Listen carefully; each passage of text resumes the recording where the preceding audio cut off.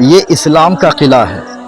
یہ جو مدارس ہے نا، یہ مدارس اسلامیہ، یہ مسلمانوں کے دین و ایمان کے لیے ریڑھ کی ہڈی کی مانند ہے.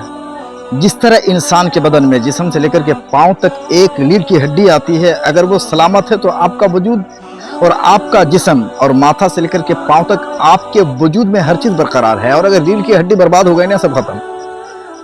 تو یہ مدارس اسلامیہ مسلمانوں کے لیے ریڑھ کی ہڈی کے مانند ہے. اس لیے آج مدارس کو ٹارگٹ کیا جاتا ہے اور مدارس کی جانچ اور پڑتال ہو رہی ہے کہ ان مدارس میں کہاں سے فنڈنگ ہوتی ہے، پیسے کہاں سے آتے ہیں، اتنے بڑے بڑے ادارے کہاں سے چلتے ہیں، اتنے بڑے مدرسین کی تعداد کو تنخواہ کہاں سے دی جاتی ہے، بچوں کو کھلایا کیسے جاتا ہے، یہ سارے انتظامات کہاں سے ہو رہے ہیں، یہ سارا سسٹم کیسا چل رہا ہے، یہ دشمنان اسلام پریشان ہے. اسی لیے مدارس کو ٹارگٹ میں لیا گیا ہے اور مدارس کو جانچ پڑتال کر کے کسی بھی بہانے اس پر نوٹس لگا دی جائے کہ کم سے کم وہ مدرسہ بند ہو جائے. کیوں؟ اس لیے کہ مدارس کے ذریعے سے ہی دین بچا ہوا ہے، مذہب اسلام کی شاخیں بچی ہوئی ہیں، مذہب اسلام کی علامتیں زندہ ہے، مذہب اسلام کے رسومات برقرار ہے. اور آج ہم انہی مدارس اسلامیہ کے دم قدم سے اپنے آپ کو مسلمان کہلوانے کے حقدار ہو رہے ہیں. اگر ہمارے مدارس، نعوذ باللہ، ہزار بار نعوذ باللہ، اگر یہ مدارس ہمارے بند ہو جائے نا تو ہم کہیں کے نہیں رہیں گے.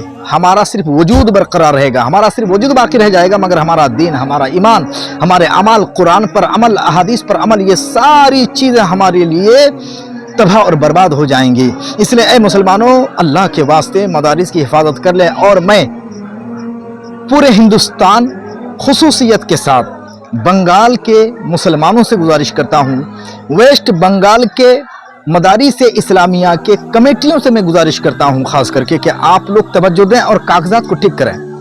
جو مدارس کے اور آپ کے مدرسے کے، جامعہ ہو، مدرسہ ہو، مکتب ہو، جس شکل میں بھی ہو، اس میں جو ریکارڈ ہیں اور اس کے جو کاغذات ہیں آپ اس کو ٹھیک کرا لیں. اس لیے کہ اگر آپ ٹھیک نہیں کرائیں گے تو کبھی بھی چیکنگ آ سکتی ہے اور اسی بہانے آپ کے مدرسے کو بند کر دیا جا سکتا ہے. اس لیے خدا کے واسطے آپ وقت رہتے ہوئے ابھی اپنے مدارس کو بچا لیں. اور مدارس کو بچانے کا ابھی واحد ذریعہ یہ ہے کہ آپ مدرسے کے جو کاغذات ہے، زمین جو رجسٹری ہوئی ہے، جس جگہ پہ مدرسہ قائم ہے، مدرسے کے نام سے بینک بیلنس ہے، زمین و جائیداد ہے، جو بھی کچھ ہے، اس کے لیے جو ڈاکیومنٹس ہے، ان تمام ڈاکیومنٹس کو آپ مکمل درست کرا لیں. اور آڈٹ کا کام جو ہے نا بہت اہم ہے. آڈٹ کے کام کو آپ بالکل بند مت کیجئے. سرکاری لیول میں آڈٹ کا کام آپ پورا کیجئے. اس لیے کہ جب حکومت آئے گی اور گورنمنٹ کی طرف سے جب عملہ آئے گا چیک کرنے کے لیے، چیکنگ کرنے کے لیے، تو انہی چیزوں کے بارے میں پوچھ گچھ ہوگی. ہاں، اور رجسٹر مینٹین آپ کریں. میں آپ سے گزارش کرتا ہوں کہ مدرسین کا رجسٹر مینٹین کریں. اس کے بعد ہر ایک مدرس کا بایو ڈاٹا بھی آپ اپنے ساتھ رکھ لیں. اور یہ بھی واضح رہے کہ جتنے بھی بچے ہیں ان تمام بچوں کی تعداد. اور دیکھیے، ایڈمیشن فارم جو ہے، ایڈمیشن فارم میں جو ہم اردو کے حساب سے رکھے ہوئے ہیں، یقیناً ہم اردو کے لیے زندہ ہے. انشاءاللہ اردو کے احیاء کے لیے ہم اپنی جان کی بازی تک لگا دیں گے. مگر سرکاری طور پر، حکومتی طور پر ہمیں کچھ خانہ پوری کرنی ضروری ہوتی ہے. اس لیے میرے بھائیوں، اور میں خاص کر کے مدارس کے ذمہ داروں سے گزارش کروں گا کہ آپ اپنے مدارس کے جو فارم ہے، ایڈمیشن فارم، اس میں آپ انگریزی لینگویج کو آپ ضرور رکھیں. ایک طرف اردو رکھیں تو دوسری طرف آپ انگریزی ضرور رکھیں.